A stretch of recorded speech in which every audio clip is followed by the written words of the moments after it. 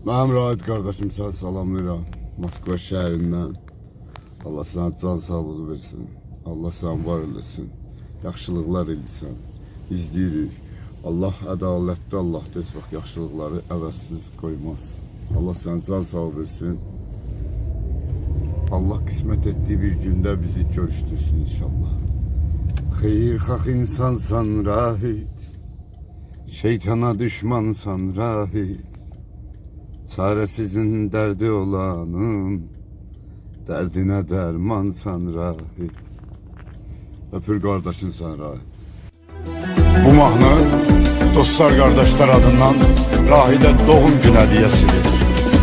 Ne kadar kimsesiz insanları yad eylemişsən, ne kadar fakirlerin könlünü şad eylemişsən, yaxşılıqlar etmişsən Allah'a xatir hamısın. Bu sabablar yazılır deftere bir hamısı.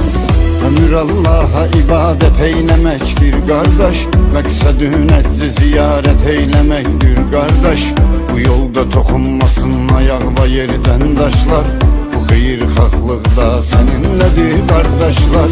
Halal olsun sənə dostum ve kardeşin çoxdur, dostluqda etrafında bir dənə namərd yoxdur.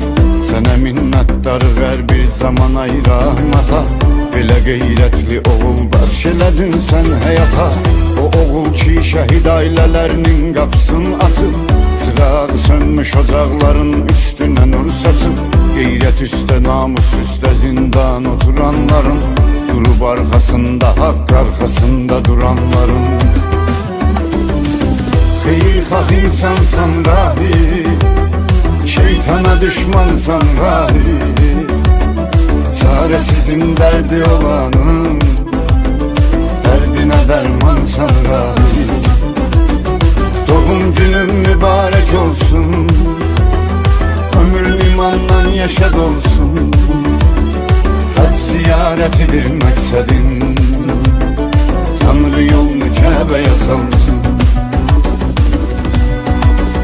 Sen bu addımları Allah'a xatir atmısan, adıvı mənliyi sen bu yolda yaşatmısan.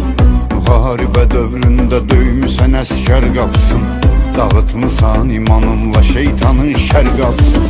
Əlinin yolun gedir səxavətli insanlar, İblisin belin qırır sənin kimi oğlanlar. Sənə rahim kişinin çörəyi qardaş halal olsun, hər xeyirxah əməlin əməl sizə misal olsun. Fəxri sən Azərbaycan masallı torpağının, etdin uca başın idmanda vətən bayrağının. Sənin kimi qeyrətli oğlana düşman çox olar, sənə düşman olan insan sonra peşman çox olar. Sən ki yetim yesirə göstərirsən dəstəyi bil, Allah da verər sənin hər arzunu istəyini.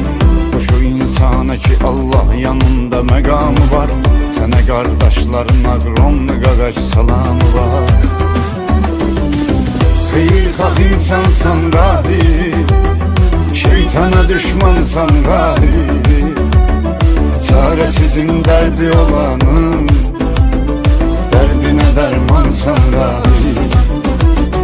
Doğum günün mübarek olsun, ömrün imanla yaşa dolsun. Hac ziyaretidir məqsədin, Tanrı yolunu Kəbəyə salsın. Xeyirxah insansan Rahid, şeytana düşmansan Rahid. Çaresizin derdi olanın,